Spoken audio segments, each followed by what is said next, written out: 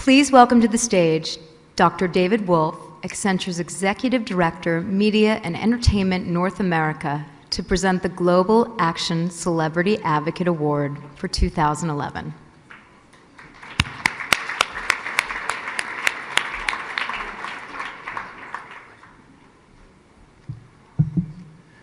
Good evening. Accenture is honored to be part of the first annual Global Action Forum and Awards.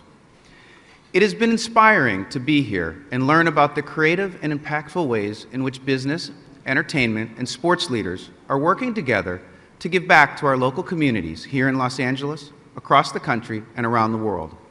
The action of each person in this room truly makes a difference, and on behalf of Accenture, I'd like to thank you all for your hard work and dedication to helping others.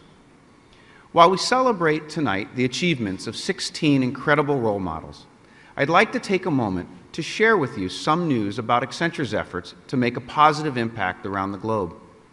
As part of our Skills to Succeed initiative, Accenture has a bold new corporate citizenship goal to equip 250,000 people around the world by 2015 with the skills to get a job or build a business.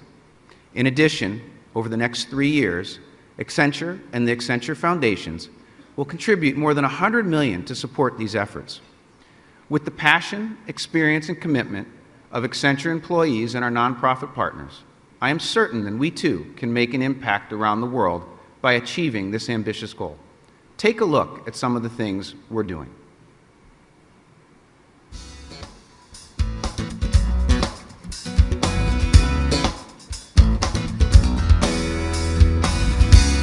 Hello, I'm Adrian Leiter, Chief Leadership Officer at Accenture. I'm delighted to be joined here today with Bill Green, our Chairman, and we'd like to talk to you a bit about Skills to Succeed. Skills to Succeed, the new overarching focus for our corporate citizenship efforts around the world. We wanted to raise our game in citizenship. And one of the things we concluded was that we needed a new overarching purpose, a thematic focus to our citizenship efforts. Fundamentally, Skills to Succeed is about how we can actually train people in the skills that will allow them to participate in and contribute to the economies in which they live. People want to make a contribution, they want to earn a living, they want to have self-esteem, they want to provide and enrich the economies and provide for their families. I'm delighted with the work our team has done to come up with Skills to Succeed because I think it really defines our character in many ways. Skills to Succeed fits with us because it's about people first. Secondly, it's about knowledge. And third, it's about knowledge applied, which is really what a skill is, right? The ability to do something. In the end, it's about performance because we're about outcomes as a company, and we know that deep differentiated skills are the most powerful differentiator of our business, in many people's lives, the powerful differentiator of them having an opportunity to grow and advance. One of the really encouraging things about Skills to Succeed is that it very much builds on the legacy of what we actually have done in the past and what we have in place today. We're working with Oxfam in India around building business skills for critical rural business communities in India. We're working in Spain, helping underprivileged people build the skills to join the economy.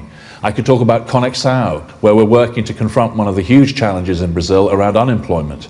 And I could talk about partnerships that we have with Enablis, originating in Canada, now working to build entrepreneurial skills across Africa, and very soon turning its attentions to Latin America. We have a fantastic starting point.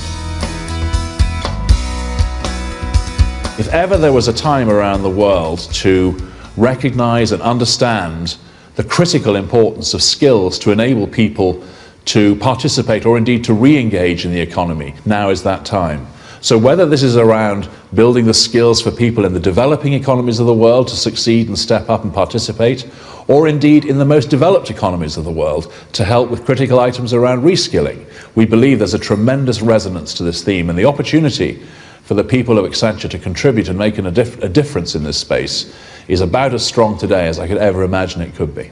Competitive countries need competitive companies, and competitive companies need a competitive workforce, And the competitive workforce is all about education and skills. And it's about opportunity for people. And so this is very much aligned with trying to raise the water table, if you will, raise the game of communities across the globe in terms of people making a bigger contribution, improving productivity, raising their standards of living, and hopefully having a better quality of life or providing a better quality of life for those around them. And that's something that's really important to us.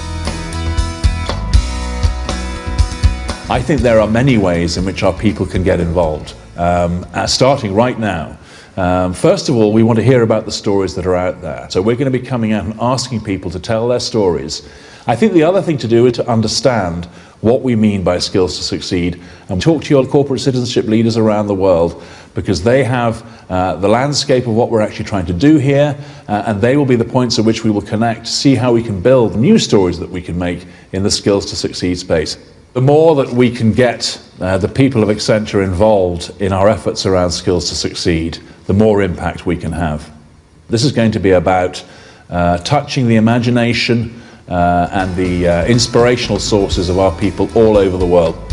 People come here, they look and say, this is a company that matters. This is a company that can make a difference, and it's an important value to them to be part of it. I think at the end of the day, there's nothing more satisfying than seeing somebody improve. There's nothing more satisfying than helping somebody help themselves. And there's nothing more satisfying than seeing a person raise their game. That's what we do in our company, and that's what we can do through this program.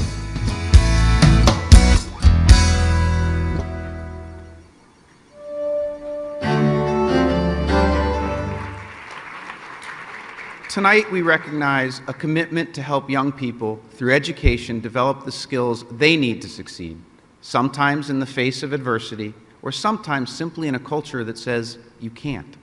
It's probably no coincidence that in some of the roles that America has chosen to play throughout her career, Anna Garcia of Real Women Have Curves, Carmen of The Sisterhood of the Traveling Pants, or the beloved Betty Cerez of Ugly Betty, the characters have not been dealt an easy hand in life. Yet, they rise above their challenges to achieve great things. It is in this same vein that America chooses her roles outside of work, too. At a time when other young stars with rising careers might be content to focus only on work and play, America chose to do more. She wanted to use her voice and visibility to help the world's marginalized children have a chance to learn and get a quality education. That's why, in 2008, America took on the role of Save the Children's Artist Ambassador for Global Education, championing educational opportunities for all children, whether they live in a small home on the Navajo Nation or in a mud hut in a remote village of Mali. Through her work as Artist Ambassador, America helped Save the Children launch its 2009 annual research report, The State of the World's Mothers, which focused on the benefits of providing early education to children in the U.S. and around the globe, and its impact on future school success. The timing for the launch was not ideal given America's busy schedule. She had just wrapped up shooting Ugly Betty for the season and was about to start shooting a movie 2 days later. Nevertheless, on her day off, America rose before sunset and drove 4 hours to the Navajo Nation to cheer on mothers and children enrolled in Save the Children's early learning programs. Said America shortly after the visit, "It was so inspiring to see how involved and engaged the parents of the children in the program truly are, and how their enthusiasm and dedication positively affects their sons and daughters." In January 2010, America's mission became personal. During a visit to the West African country of Mali, she spent the day in a community where they had built an elementary school made of mud and where teachers with little training were instructing students. Let me show you a peek at America's visit to Mali now in this short video.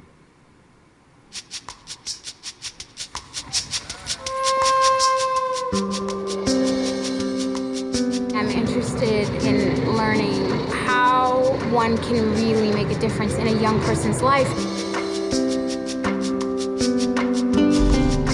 This beautiful country of Mali has about 13 million people.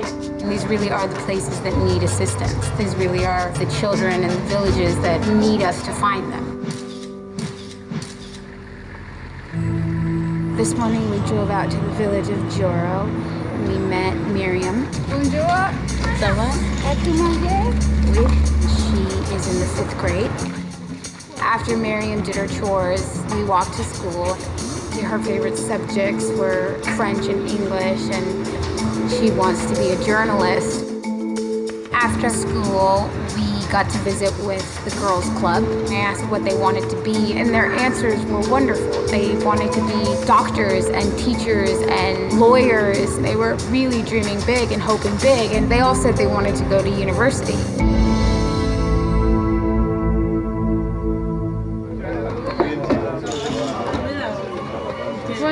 We stopped at the village of Tabaraco. This is a Save the Children sponsored school. It was very obvious the difference. The new rooms that were constructed by Save the Children were great looking classrooms. This is a school similar to the one we are trying to build in a nearby village, Deni. It was a beautiful village with beautiful people. Much like Joro, Deni has already self-mobilized around a community school. They built the school out of mud and sticks and whatever was available to them. It's a very small school. It's sort of falling apart. 4 walls that were made out of mud that were soon not going to be there. I asked the question, what would you want for your school? Their hands went up immediately and without any hesitation. More teachers, more supplies, more desks. You anticipate that experiences like this will be life-changing, and they really are. I can't imagine anyone who would come and would see and then think that there isn't any way that they could help. There are very simple ways in which to make a big difference.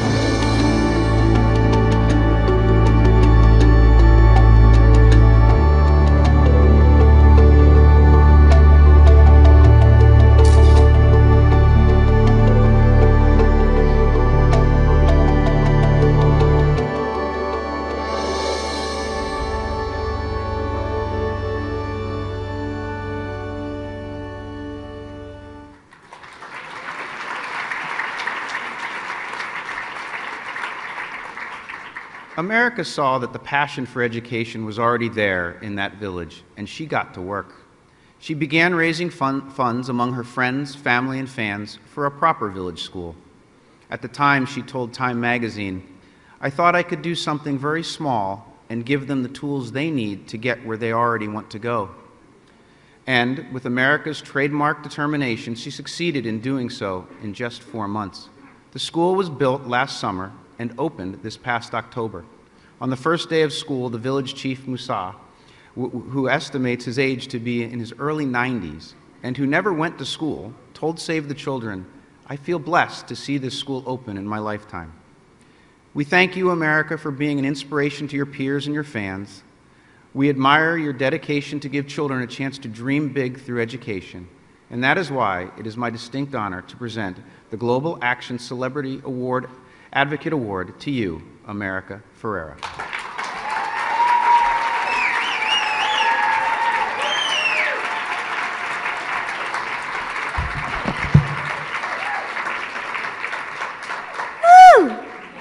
I feel like we should all get up and like do 10 jumping jacks because I think there's like 3 more hours to go. Is that what's happening? I'm so humbled and honored to be here. First of all, I want to say thank you to Save the Children for inviting me into your family, Charlie McCormick, and everybody who dedicates their lives and their daily struggles to really helping other people. Jane Berliner, for asking me to do this. I wouldn't have if you hadn't come to me, and I thank you for finding me. Education is such an easy fit for me, and I don't want to sit here and lecture anyone in this room about how important education is around the world. If you're sitting in this room, you already know. And if you're still sitting in this room, then you really already know, and you really care. I've had an amazing time watching these wonderful videos, and you know, it's long, but it's still beautiful. I just want to say that if there was anything from my experience that I could share with the people in this room, I think that from this whole experience, and we didn't just go to Mali, we went to a reservation in, we went to the Cherokee Nation, I believe it was, in Arizona.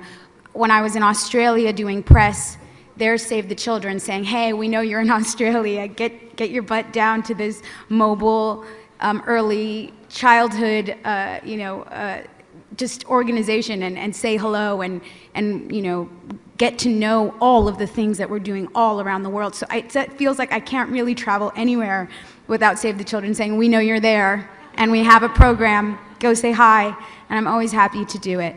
But what I really took from my experience, there were so many things, but when we went to Mali, and of course you get so swept up in the moment and you're like, there's so much I could do, and I'm going to go home, and I'm going to do this, and I'm going to do that.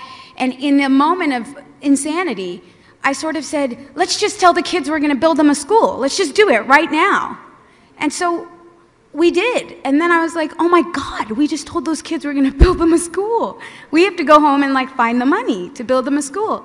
And instead of going home and finding one person to write a check for $44,000, which is how much we needed to build the school, my manager, who's a wonderful manager and always reminds me to stay so connected to the things that inspire me as a human being, we really challenged ourselves to not just find the one check, but to try and get as many of our friends and families and fans and people involved in the cause. And I will say that that was probably the most fulfilling aspect of the whole thing, was to learn that it wasn't just about me caring, but it was about me sharing what I cared about with the people in my life and then having them care too. And like you saw in the video, I said, we asked the kids, what do you want? And what do you want for your school? And these kids who are just babies are saying pencils and desks and teachers. You ask a kid in Los Angeles what they want, and it's iPods and iPads and Nikes and, and that's fine. But I would say that even if you don't want to write a check and you don't want to give your time, or you don't have the time to give, or whatever it is, I think the most powerful thing that we can do is find the children in our lives and show them how to have compassion, how to appreciate what they have in their lives. Get your children, your grandchildren, your sister's children, your nieces. Take a kid off the street if you have to. I mean, be legal about it, but find a kid and show them what they have versus the needs of kids around the world. And I think if we can inspire and educate our own children to how lucky they are and the reality of what exists in the rest of the world, we're not just giving $5 or donating money or time, but we're raising up the next generation to live with compassion and to live with understanding and to live with gratitude for the life that they've been given. So go home, find those children the legal way, and teach them to love and teach them to have compassion. And I would say that that's probably one of the most powerful things that we can do in our lifetimes. So thank you for this.